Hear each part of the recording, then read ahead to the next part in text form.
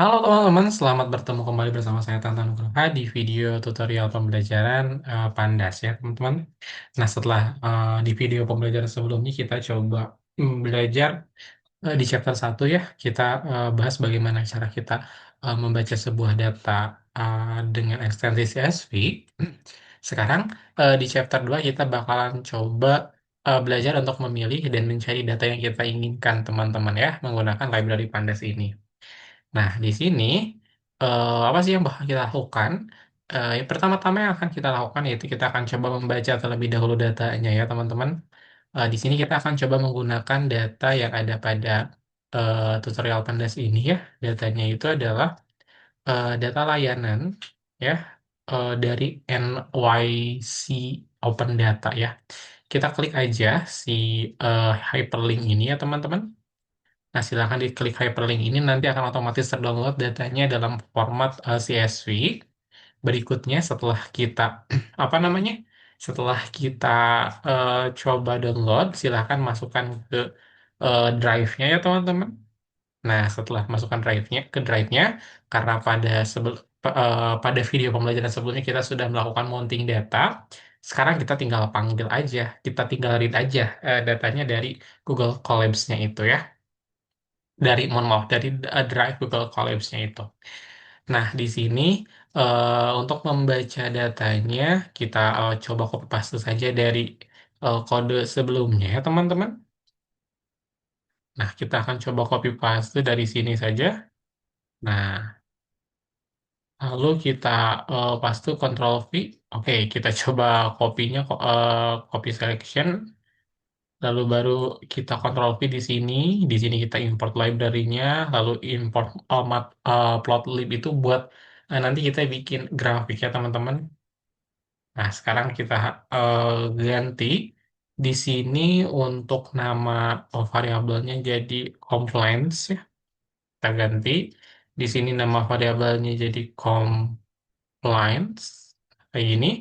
Berikutnya kita nggak usah menambahkan parameter lainnya di sini di file apa filenya itu.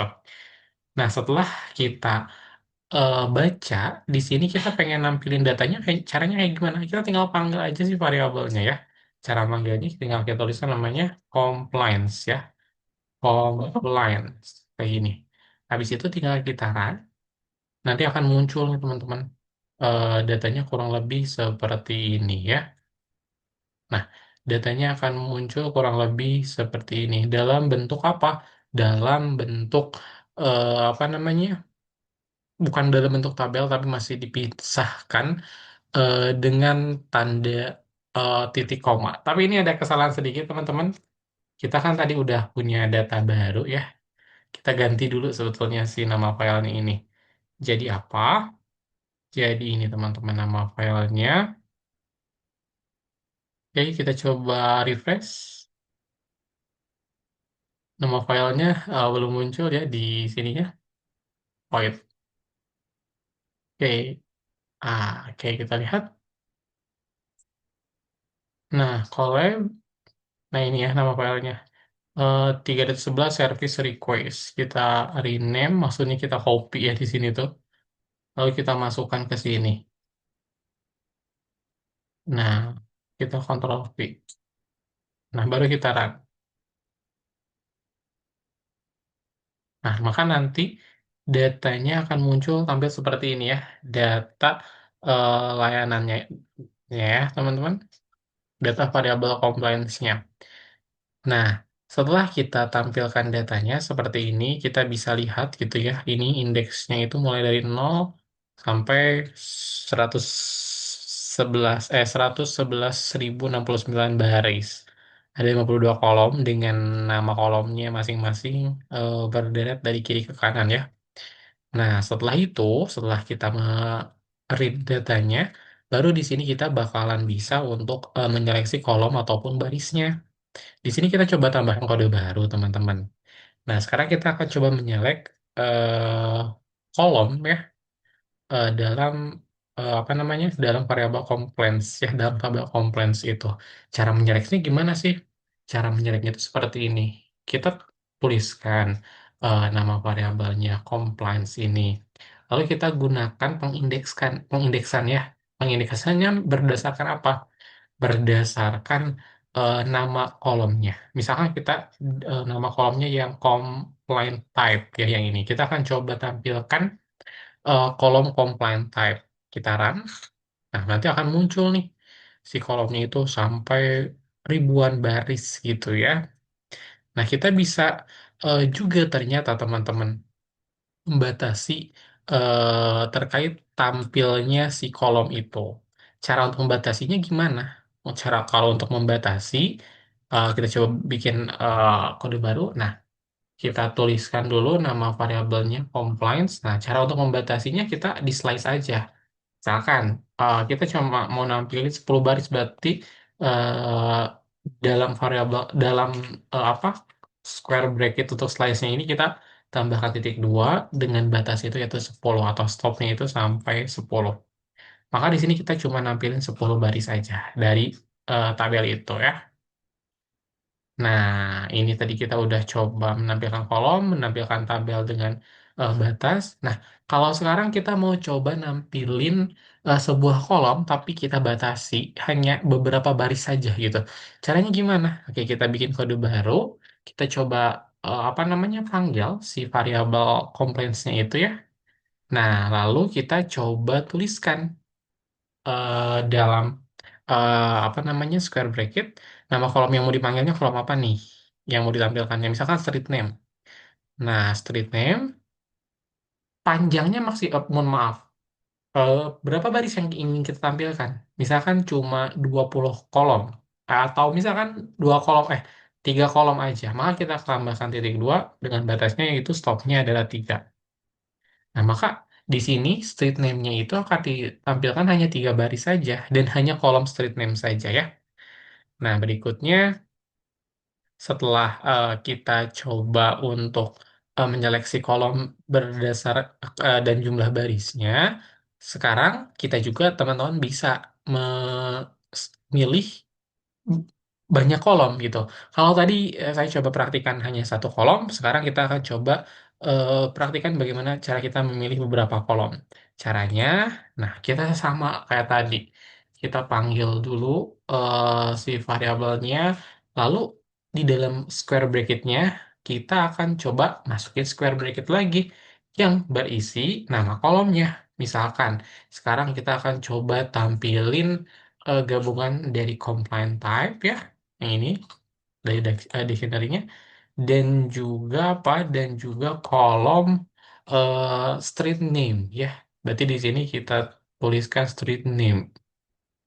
Nah, street name kayak gini. Oke, tinggal kita run aja. Nanti akan muncul teman-teman. Barisnya sama, dia itu 111.069 baris. Nah, kolomnya ada dua, ada kolom compliant type dan street name ya, seperti itu. Nah, berikutnya setelah itu kita lanjutkan. Kalau misalkan kita mau membatasi jumlah kolomnya gimana tuh? Mohon maaf, jumlah barisnya. Ya tinggal masukkan aja slicingnya itu di akhir ya. Misalkan kita cuma mau nampilin 5 baris aja, berarti titik dua tambah 5 ya. Maka di sini akan muncul 5 baris, berarti dari indeks ke 0 hingga indeks ke 4. Nah, terakhir, kalau misalkan kita mau ngehitung, misalkan jumlah complaint type-nya itu kan beda-beda ya. Misalkan complaint type-nya itu karena eh street condition atau illegal parking atau misalkan noise. Nah, kita akan coba cari nilai s- setiap apa namanya complaint type-nya itu. Total setiap complaint type-nya itu ada berapa supaya kita bisa menentukan mana nih complaint type terbesarnya itu ya. Kayak gitu kalau dalam pengambilan keputusan. Nah, di sini kita tambahkan kode aja, lalu kita panggil variabelnya ya, complaint ini. Lalu berikutnya kita pilih kolom yang mau kita ambil value count-nya itu kolom mana. Ya, tadi kita complaint type ya, yang ini teman-teman. Complaint type mana sih? Kok nggak ada? Kayaknya udah dipilih deh. Kita tuliskan manual aja, complaint type. Nah, untuk mendapatkan value-nya kita tinggal gunakan function dot value underscore cons ya. Value underscore count kayak gini. Nah, habis itu tinggal kita run aja. Oke, apa sih yang salah? Ini kurang S ya teman-teman. Counts-nya count pakai S. Nah, maka di sini akan menampilkan mana nih apa namanya? Total terbanyak biasanya dilakukan terbanyak ya. Secara descending dari yang banyak ke yang sedikit. Mana nih compliant type jenis compliant type yang terbanyak ya ternyata yang hitting ini ya. Yang kedua general construction dan seterusnya seperti itu. Nah, setelah tadi kita menampilkan nih semua total compliant type-nya. Kalau misalkan nih kita mau coba nampilin compliant type-nya itu 5 teratas gitu ya. Kategori 5 teratas aja. Caranya gimana? Caranya kayak gini teman-teman. Kita buat si compliant type of value counts ini jadi variabel lagi. Misalkan di sini jadi variabel COMP sama dengan compliant type dot value counts. Nah, untuk membatasinya kita tinggal slice aja teman-teman. Cara nge-slice-nya gimana? Kan kita udah punya variabel baru nih, variabel com. Nah, variabel com ini. Nah, kita tinggal slice aja. Di sini com titik dua apa namanya? Com di dalam square bracket titik dua lalu kita tentukan berapa baris yang akan kita tampilkan. Misalkan cuma 5 tertinggi aja yang memiliki component types terbanyak. Maka di sini hanya akan menampilkan yang heating, general construction, street light condition, Dove literature request, dan plumbing. Seperti ini teman-teman ya. Nah, berikutnya yang terakhir, kita juga bisa menampilkan si apa namanya hasil count ini dalam bentuk grafik ya, dalam bentuk grafik atau plot ya, teman-teman. Caranya gimana? Cara menampilkannya. Nah, untungnya pada kode sebelumnya kita sudah tambahin import matplotlib.pyplot as PLT atau PLT ini ya. Nah, ini tuh fungsinya buat nanti kita manggil apa namanya function.plotnya itu ya. Maka di sini kita bikin kode baru aja. Nah, di kode baru ini kita kan tadi udah coba cuma nampilin 5 compliant type tertinggi ya. Kita akan coba buat si 5 compliant type tertinggi ini dalam bentuk grafik. Caranya gimana? Caranya di sini kita tinggal tulis aja nama variabel yang apa namanya? Nah, mohon maaf, tinggal kita tulis aja nama variabel yang tadi kita buat untuk menampung eh si count compliant type-nya itu ya, berarti COMP nama variabelnya.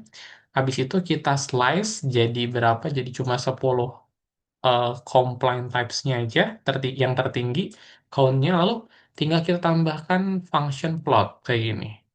Nah, di dalam function float ini kita masukkan parameter kind sama dengan bar. Karena kita bikin dalam bentuk bar, ya teman-teman grafiknya. Lalu tinggal kita run, maka tampilannya akan seperti ini. Hasil plotnya, hasil grafiknya. Oke ya teman-teman, untuk video tutorial di chapter 2 cukup sekian dari saya. Mohon maaf bila banyak kekurangan. Sampai jumpa kembali teman-teman di video pembelajaran atau tutorial selanjutnya.